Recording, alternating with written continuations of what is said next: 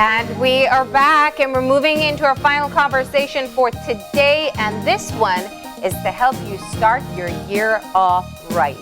We are talking about planning for 2021, even in the middle of a global pandemic. We're joined by Melanie Escalante, who is a life coach. Good morning. Good morning. Good morning. Good morning, guys. Happy New Year to you. Happy New Year to you as well. So, Melanie. Thank you for the invite. I'm happy to be here. I just wanted to start off by diving a bit into the work that you do. What exactly is a life coach? Well, basically, I'm here to help people plan what it is that they want to do with their life and to implement. And so last year, in fact, for the last 2 years, I certified 3 years ago. And for the last 2 years, I had considered my niche area to be a performance and life coach. And so really I was looking to help leaders, business owners, and individuals kind of identify clearly what they want for their life and put in the plans necessary to get there. But in this last year with COVID, I think more and more as people kind of grappled with their own mortality and potential illness and things like that, I found that the people that were coming to me for help in that area were more interested in the significance in their life and having a vision for their life or for their business. And so we did a lot of work last year with my clients in the area of vision and strategy. And when I identified the need for that, then I kind of moved my niche into that area. So now I consider myself to be a vision and strategy coach. Now, developing, or even I should say, articulating a vision that you have for yourself or your company is a big step in itself. But then the key part is building that strategy. How often is it that businesses or even individuals get stuck with just a vision in mind, but no way of getting there? Yeah, I think that's an interesting question, actually, Melanie, because the vision is very, very important. In that sometimes, even when we're working on strategy, the strategy doesn't always become clear at the beginning. But what does happen is when you know what you want and you start taking at least the first step that you can see towards it, then other steps tend to reveal themselves. And so the vision is very important, but also so is a plan, because you need to know where to start, and you need to be able to kind of monitor your progress and keep on track, make sure you stay on track. And so the strategy is very important. Now, it's hard to imagine planning in a year like what we know we just experienced, with a year like what we just experienced, kind of carrying over this in this year. What are some of the things that you've done, especially in the year 2020, to get people kind of grounded in the perspective that we are in the midst of this pandemic, but there is going to be an end at some point in time, and we must keep planning towards that? Well, we did start obviously with the vision, and basically we follow at least the foundational pieces of a strategic planning process. And so we're really looking at what do you want? And we're not just looking at what do you want, but we're looking at that in terms of, what will it look like when you get there? Really get a vision for it. Imagine yourself living within the outcome itself so that you're really clear on what that is that you want. And then we look at why, the purpose. It's so important to know why you want to do what you want to do. And in fact, it's the why that obviously makes it more compelling. And then after that, we start to look at, well, the how am I going to get there? And that's really your mission. So you're talking about vision, purpose, and mission. And the mission is on a big picture scale, the main key steps that you're going to take in order to be able to achieve what you see for yourself into the future. And after that, then we look at values, which is who are you going to be through this process. Your core values basically ground you in your decision making and making sure that you really are that person or that company that you need to be to ensure the success of your enterprise. And then after that, we start to look at objectives and strategies. Do you find that there are more people or companies that are seeking this kind of professional advice and services this time around, considering perhaps the economic effect of what COVID-19 has had on the individual or their businesses? You know, Isani, I was very surprised at the number of new clients that came to me in 2020 because of COVID. And most of them that came to me are small business owners or individuals. And I would have thought that with the pandemic and the economic fallout from that, that there would have been a challenge for them financially to be able to invest. But it's interesting because they prioritized investing in what they need to do now and what they want to do and what they want to be in the future. And so it's really, yes, both levels, business and on a personal level, an individual level for people's life. And it's interesting because, Melanie started out by asking, what is life coaching? And I know that life coaching is not very well known in Belize at this stage, but people have heard about what I'm doing, and the clients are coming forward and with very little advertising. And so I find it very interesting. Yeah. Well, and I think that any help that can be offered and even just gaining clarity as to what you want to do is important. And even, especially in small businesses where the dynamics of everything around us seem to be changing so rapidly, I could imagine that you'd lose sight of where you wanted your business to go just as a mere survival tactic.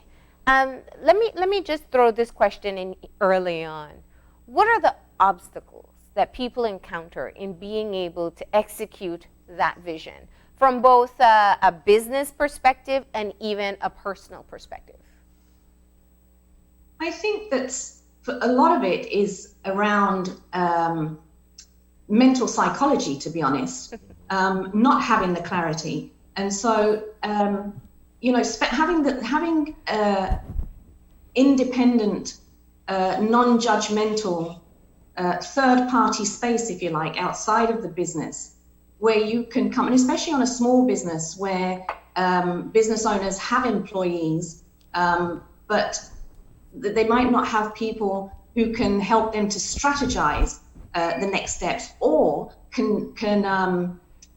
they may be afraid to share their concerns, their worries about being able to stay in business and what the next steps might be. And they might feel that they need to be seen to be in control and don't want to concern their employees about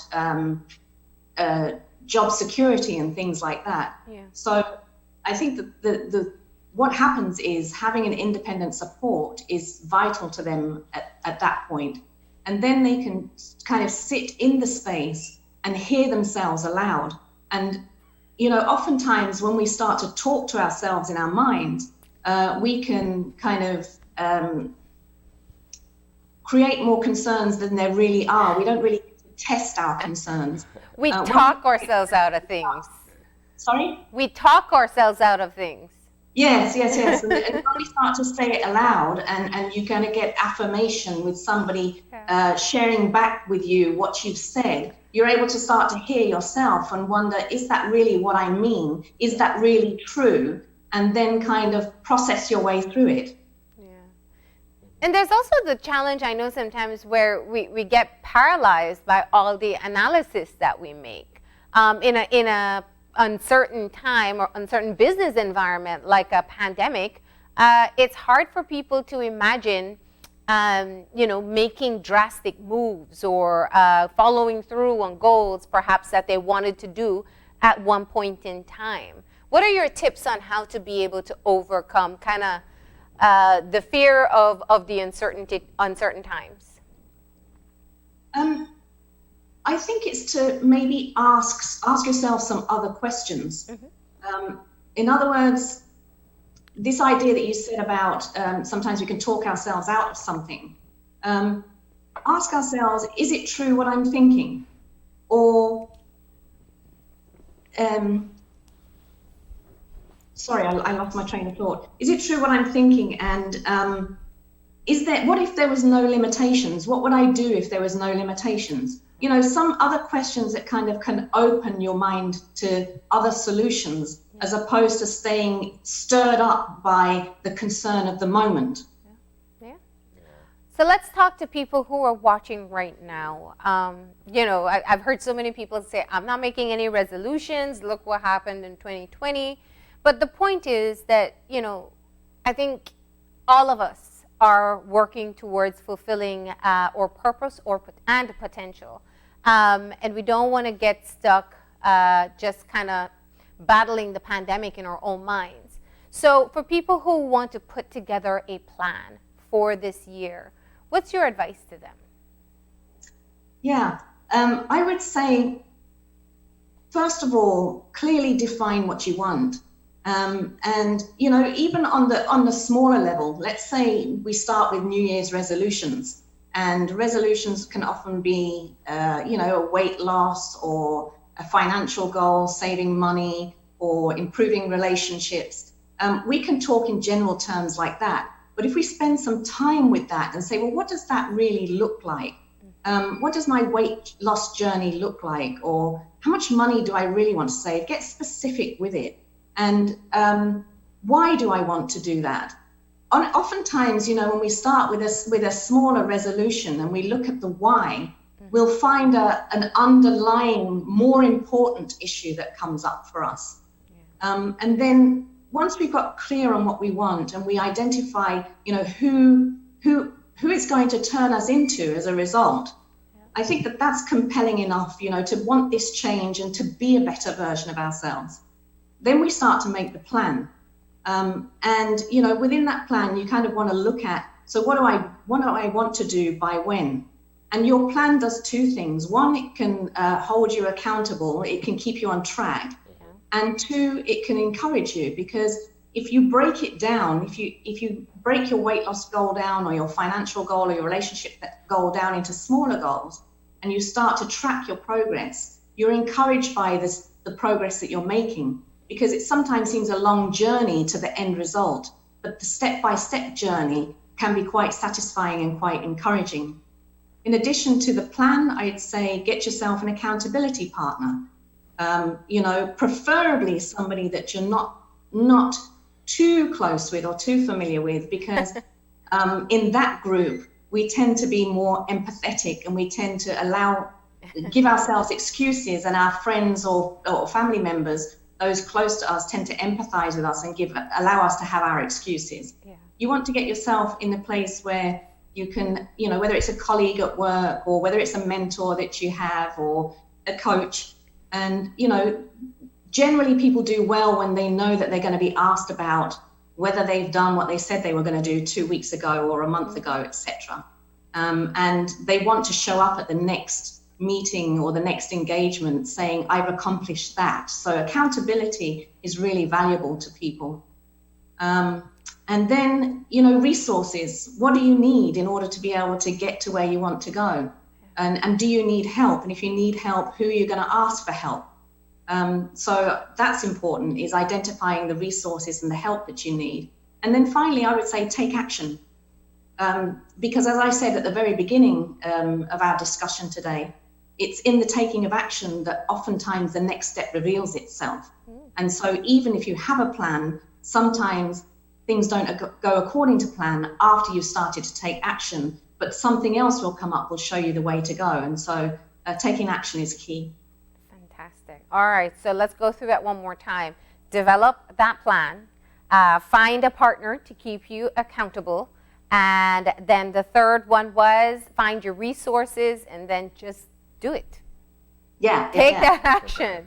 Now, just to say, what you missed right there was at that very beginning point, which is clearly define what you want and what it's going to do for you and why you want it. Yeah, that's the most important part. Yeah. So, yeah. And what do you do? Just get a pen and paper and write it down? What are some ways to kind of develop or to explore that? That's interesting you should say that, because oftentimes when we're talking vision in the coaching space with my clients, I refer to a passage of scripture, Habakkuk 2:2. In that passage, we're told, get the vision, write it down, make it plain, so that he who sees it can run. And that's exactly it. You know, once you've written it down and you make it plain, you have your plan, you make it plain, you know why, then you know exactly what to do. And I just love the fact that the scripture tells us you can run, or whoever sees it, he who sees it can run, because then they know exactly what to do and they can start moving forward rapidly towards that goal. And I mean, that's a clear definition there, that's good for the leader, but also for the team that works with the leader. Now, looking at the business model, as you said, you work very closely with business. You can work with businesses as well, doing this very same practice, developing that vision and the strategy that comes with it.